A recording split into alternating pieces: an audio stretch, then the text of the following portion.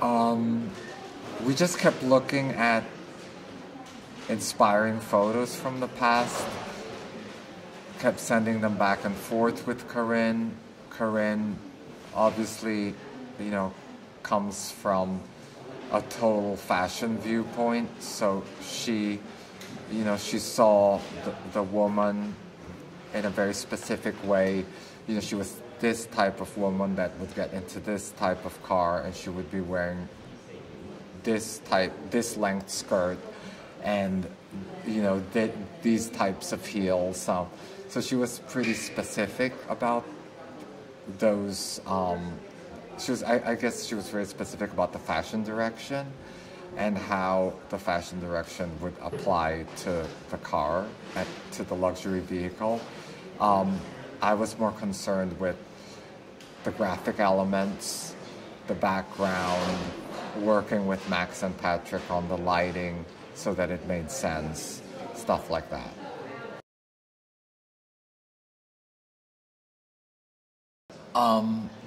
What came to mind was just the daunting challenge of having to do a really arresting image in a very short amount of time, plus doing what I hope will be a really good commercial. So it wasn't just one arresting strong visual, it was also being able to do a storyboard for really a film that would make sense. We needed for it to make sense to fashion, and we needed it to make sense to the world of luxury vehicles too.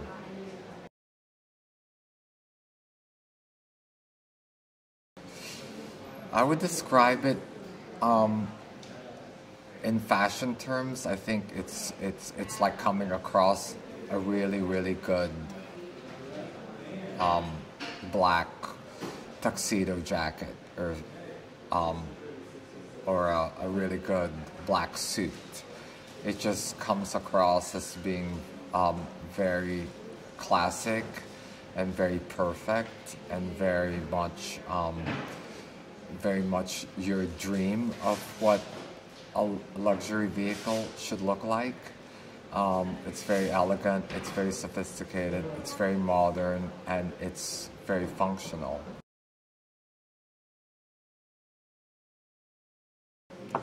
The idea to launch V Magazine came about 12 years ago because a group of friends of mine and I were sitting around and looking at what was out there, and we didn't feel like there was an existing magazine that really addressed our crowd.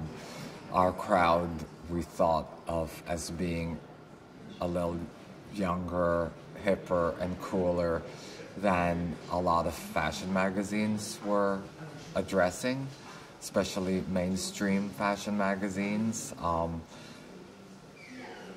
These publications have to, they have to sell in supermarkets, and they have to, address, your mom, and sort of the needs are very different when it comes to a mainstream fashion magazine. I didn't feel like there was a cool enough, sophisticated fashion magazine out there, and my big dream was to be able to do that.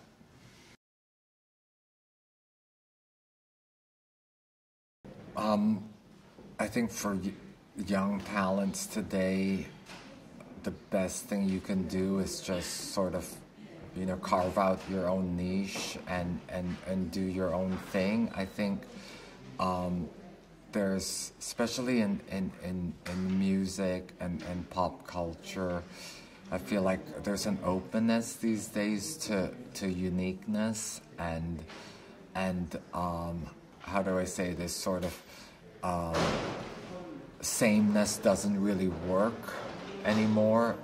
I felt like when I was in school, everyone wanted to be the same, and I feel like nowadays in New York City, everyone wants to stand out And I think that being a new talent coming about right now, in order to be recognized, you have to stand out.